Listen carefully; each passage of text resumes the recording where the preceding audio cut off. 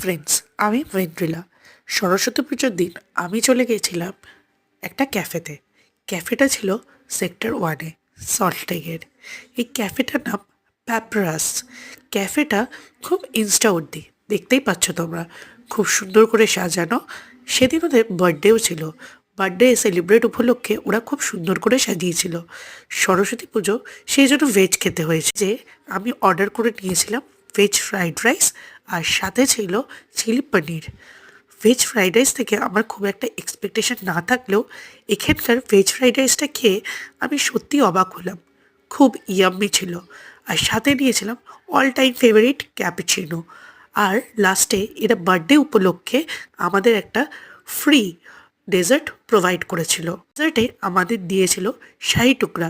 এটা আমার first time শাহি টুকরা টেস্ট করা। তো আমি টেস্ট করে দেখলাম বেশ ভালোই খেতে। এটা সল্টলেকের কাছে খুব অ্যাফোর্ডেবল, 1000 থেকে 1500 টাকার মধ্যে দুজন যেতে পারো। Bye, take care.